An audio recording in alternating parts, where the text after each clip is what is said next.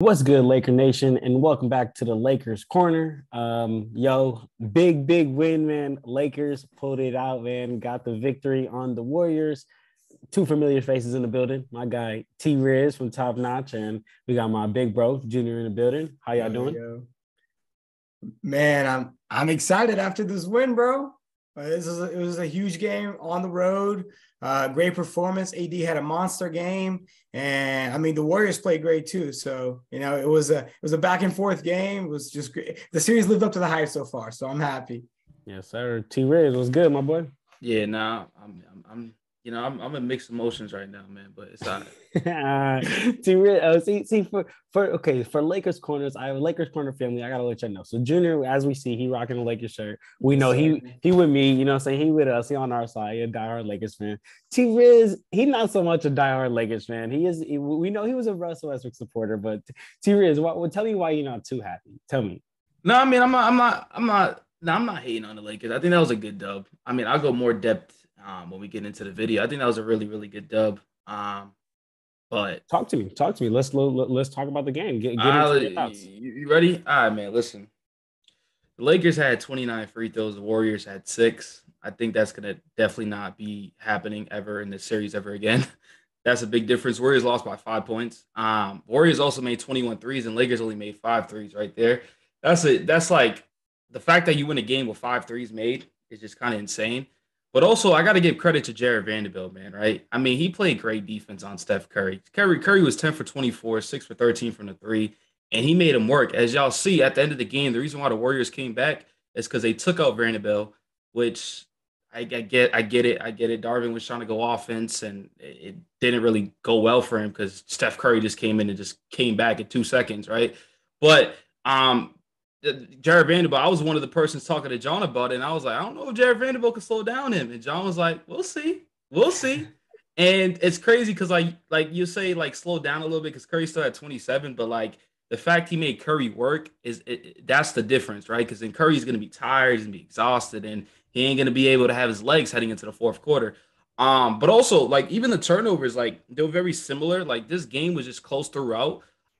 Even the bench pieces like Dennis Schroeder and Jordan Poole going back and forth. Dennis Schroeder had 19, 9 for 10 at the line, made clutch free throws. Also was being a bulldog on Curry, right? And then Jordan Poole had 21. But Jordan Poole they're gonna say Jordan Poole lost him the game because of that shot, which that shot was pretty dumb. I don't know why he's crazy. Damn near half court. That was terrible, right? But like, I mean, I think Jordan Poole kept them alive because like after that on that bench, they had 8 bench points combined, right? And even the Lakers bench, like Rui didn't play too much. He had 6 points and whatnot, but like it was just back and forth. So I feel like this game was pretty fair besides the free throw differential or whatever. But man, listen, I just want to ask the Lakers, you and your brother, man. Shout out to AD, man. I think he obviously got the game winning block, and that pretty much sealed it.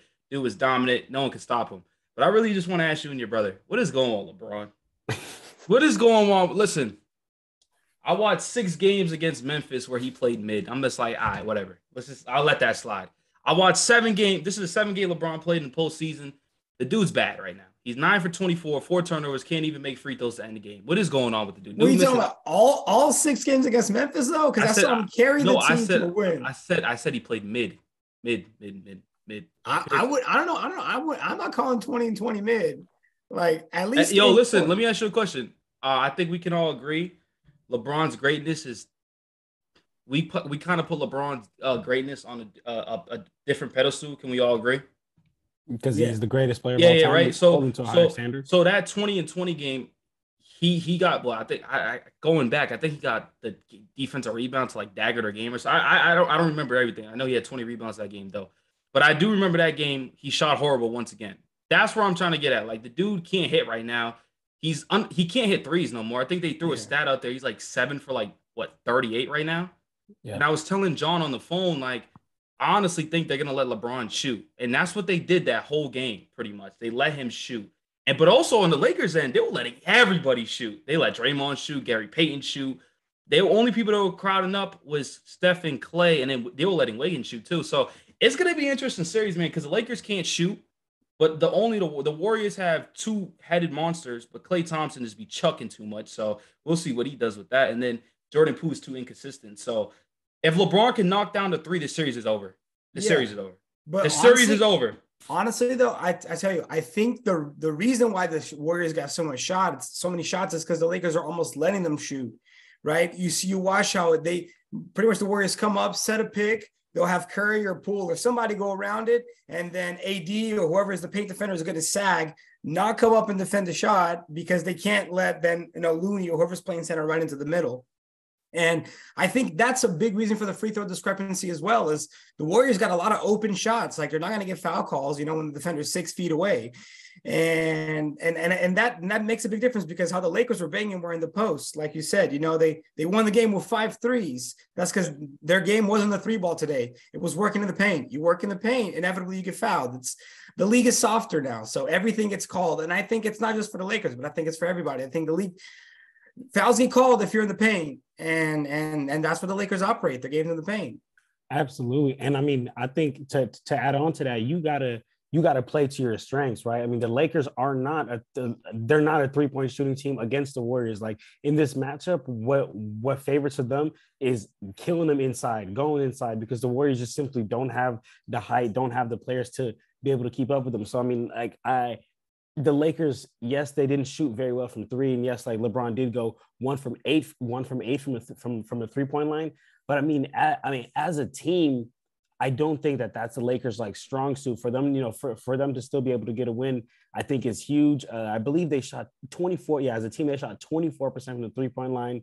They're not a great 3-point shooting team, but if I'm a betting man, I'm going to bet that they don't do that again too many more times in the series. Shoot 24% as a team. Like, they shot 6 for 25 as a team. I mean, that's horrendous for LeBron James. I mean, and me and T, we were talking about this earlier, right? I mean, as basketball players, we know a jump shot is just finding it. It's just finding it. And I think LeBron has, for whatever reason, he's going through a slump. He can't find a shot, man. He needs to I actually tweeted this. I said, he needs to just go in the gym and just keep getting shots up until he finds that sweet stroke, because right now that's playing to the Warriors' advantage, like just letting him shoot.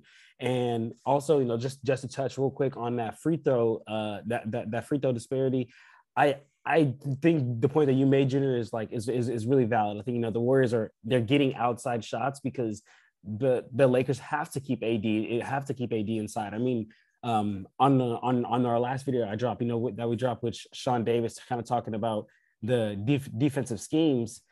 Sean talked about we should actually play a bit of a drop, because we can't afford to have AD come out getting switched, and then now he got to stay with Curry out on the island, or got to stay with Jordan Poole on the island who's dancing, and now we got a mismatch down low. So I mean, I think in a way the Warriors just didn't get a lot of shots inside, and the Lakers, as the bigger team, went in. And I mean, I look, I'm a small guy. I've been a small guy my whole life. I'm not gonna lie, right? So I got a small guy like syndrome or mentality, whatever they say. Whenever I play against somebody bigger, I'm fouling a little bit. You know what I'm saying? I'm playing a little rough, except I'm playing at the park, and they're not gonna call that. You know what I'm saying? They in the league, they're gonna call that. So I think that's what's going on as far as the fouls. But I mean, I just want to real quick kind of talk about that first quarter. Curry the Warriors came out on fire. Scoring 31 points in that first quarter, and the Lakers, Trent, like how you said, they were forcing the Lakers to shoot, and the Lakers kind of shot themselves out of this game. But kind of what I want to talk about with you guys is, how do you guys feel about bench production on both sides of the team, on both teams? This is interesting, right? Because I don't think the Warriors have an answer to get AD off the field. I'm gonna answer that question, but I wanted to say this before. I don't think the Warriors do have an answer to get AD off the paint, but I do think they had an option a little bit earlier in the game where they had JaMychal Green out there and he was spacing the floor out, and AD still wasn't going out there. And JaMychal Green said, okay, I'm going to keep shooting. And then he never came back in after that.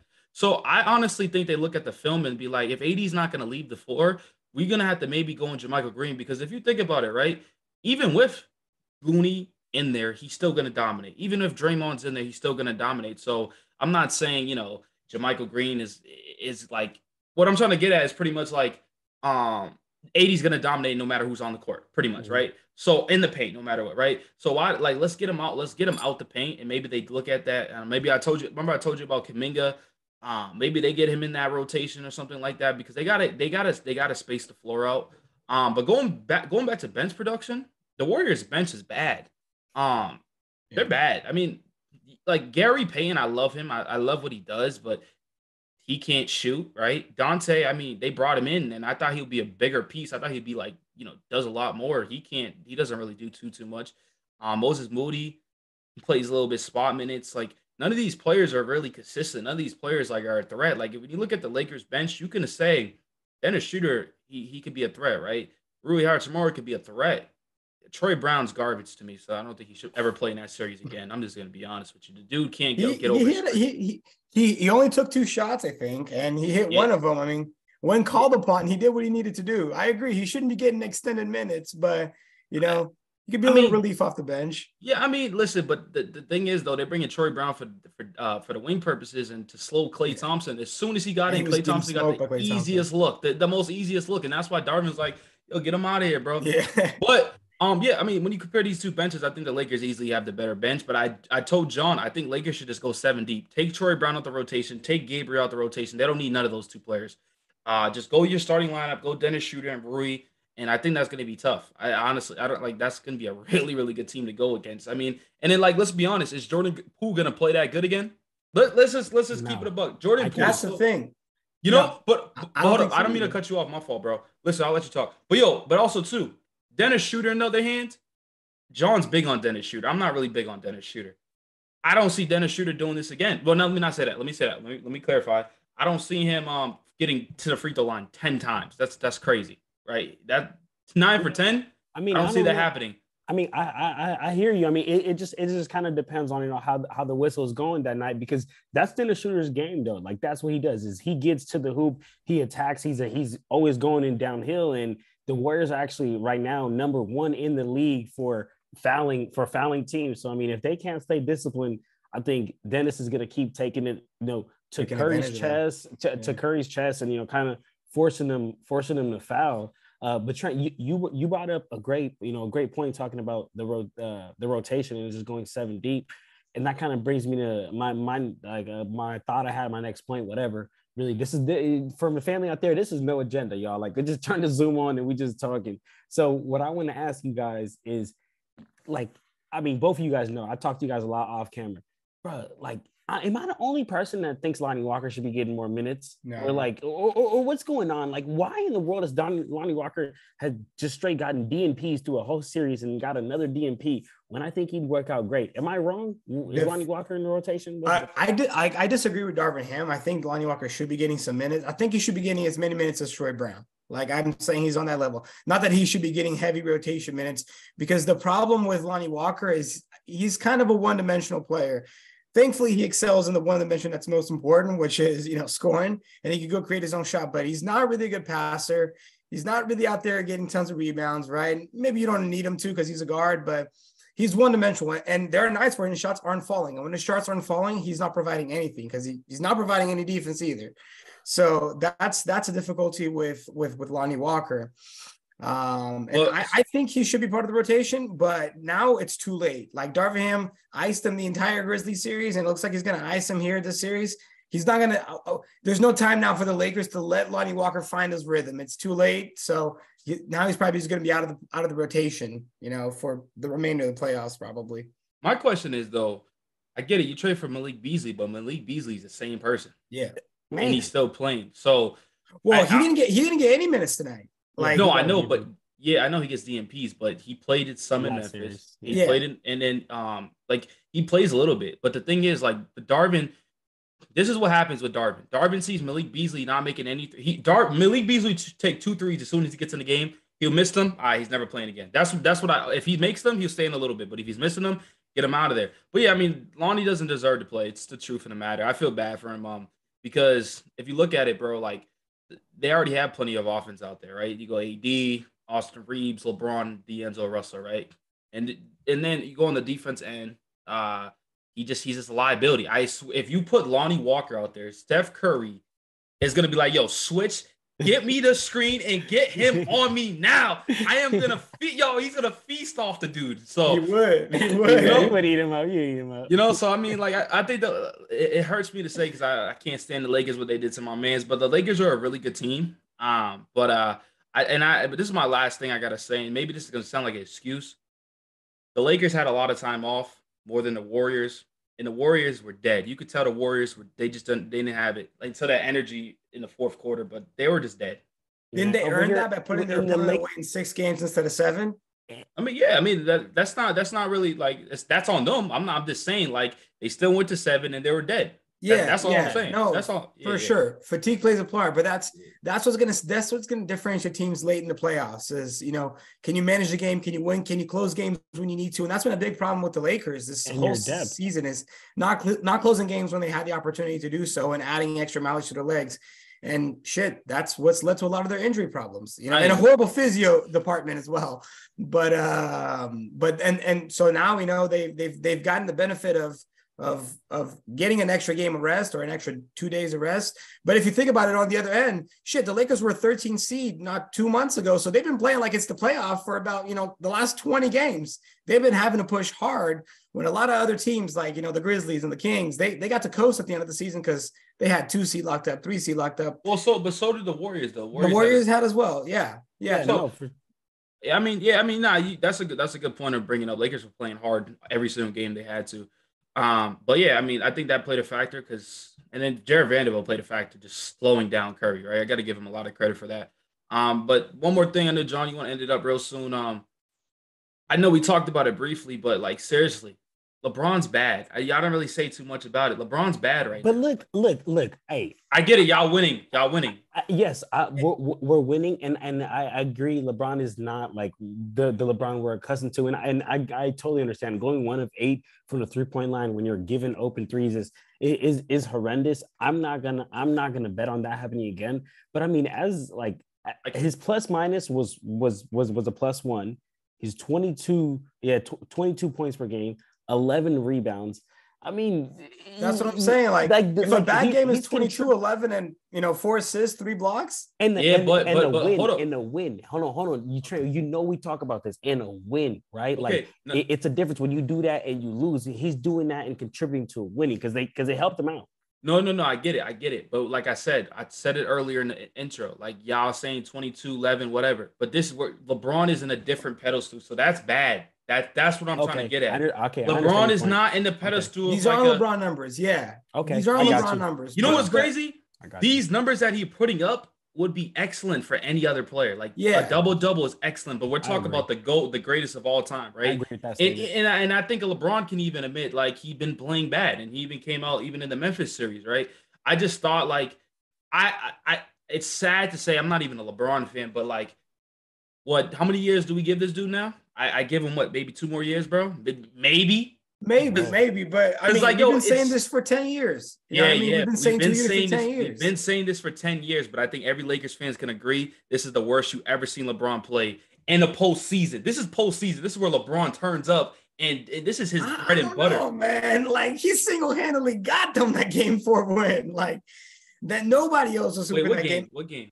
Against the Grizzlies series. Game 4. Yeah, but if you're talking, AD had like 3 points at the half. I ain't a lot. Like you keep talking about this game and it's cool and all. Like LeBron won you a game. LeBron's supposed to be winning all these games for you, bro. Like the fact that you keep noticing, but he shouldn't have to. He shouldn't have to. That's why they have AD. But guess what? AD is not AD. Like if AD could play AD like he did today, he'd be the best. Like John always says. But AD is not like that, So I get it, but I guess the thing is with LeBron is, he slowed down. He's not 2012 Miami LeBron by no means, But what I honestly think is, even with LeBron slowing down, like he's bound to find his rhythm soon. And as long as he's putting up 22 and 11 on an off night, it's still contributing to winning basketball. And ultimately, that's the thing that matters most. Like that's the thing that's going to matter the most. If the Lakers can stay afloat while he finds his groove. That's all you could really ask for at this point. Are y'all winning the championship? Last question. Are y'all winning the championship? I'll be honest, bro. I love the Lakers, but I don't think they would get past the Suns or the Nuggets. I hate to say it. I think I love them. I want them to win the championship, but I'm just being realistic. I think the Nuggets and the Suns are the 2 best teams in the West. Man. Let me hear it, John. Let me hear it. Not listen. Say what your chest. Say what your chest. Listen, man. I want to hear it. If the Lakers matched up with the Suns, I think the Lakers would lose that matchup. But real quick, I don't even think the Suns are going to get past the Nuggets. But I know this might sound crazy because it's like where's the math in that? It's all in the matchups.